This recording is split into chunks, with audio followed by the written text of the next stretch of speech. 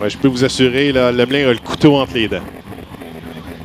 Alors, 10 secondes maintenant. Et on a eu un crochet Avant le départ. C'est Patrick Rousse, justement. Ben voyons donc. Lui, il va s'en vouloir, assurément. Oh, que ça fait mal, ça. Voilà, le départ est bon. C'est le numéro 7, Mathieu Lemelin. Et attention, à ses côtés, on retrouve Dominique Demers. Demers, attention au virage. Lemelin, ça passe bien. À surveiller les crochets, là. Aïe, avec Patrick Rousse, quelle catastrophe pour lui.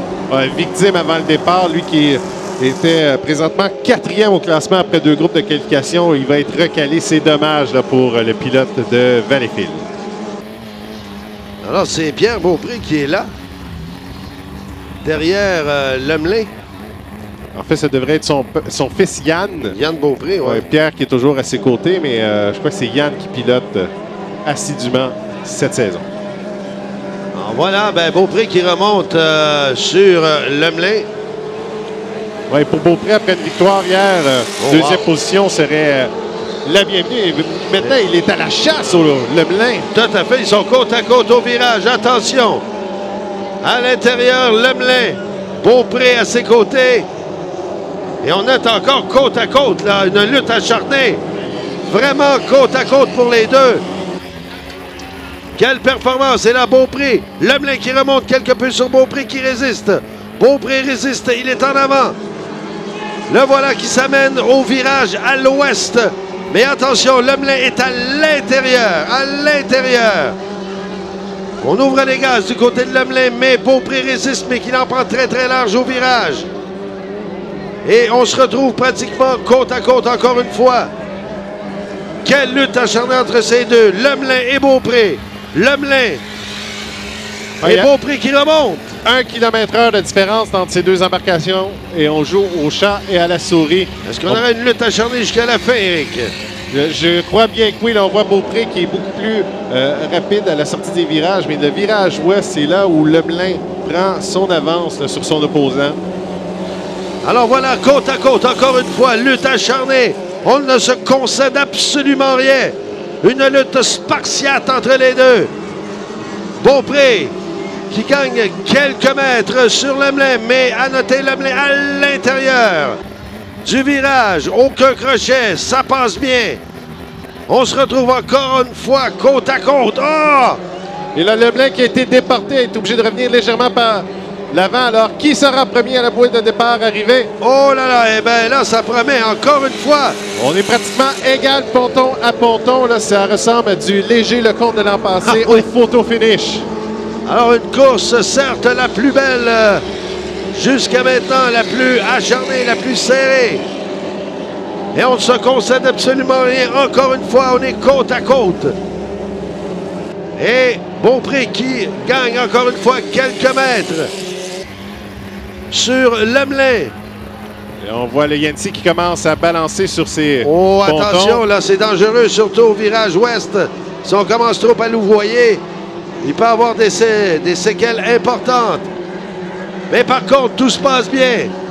Le drapeau blanc est hissé. Ce sera le dernier tour de cette bataille acharnée entre les deux. Et Beaupré qui encore une fois gagne du terrain. Lemelin ne semble rien vouloir concéder à ce duel.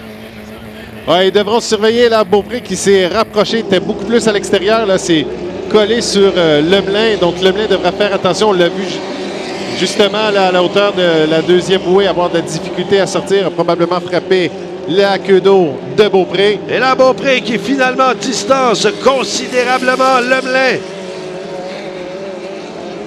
Est-ce que Lemelin pourra le rattraper et gagner du terrain au dernier virage? Le drapeau à damier est hissé.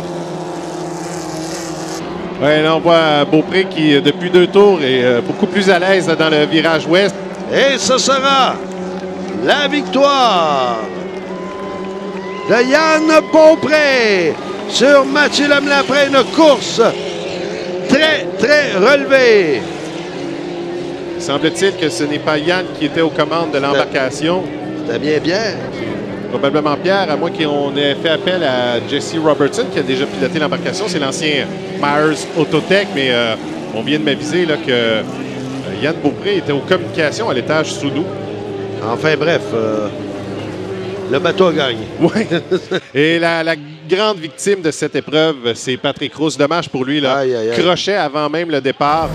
J'étais avec Pierre Beaupré, gagnant en qualification ici à Valleyfield en 2.5. Pierre, comment on se sent de gagner ici une qualification à Valleyfield au 75e? J'ai commencé à courir en 81. J'ai jamais fini une première à Valleyfield, même pas en qualif. J'ai toujours été troisième, quatrième, troisième, des fois deuxième.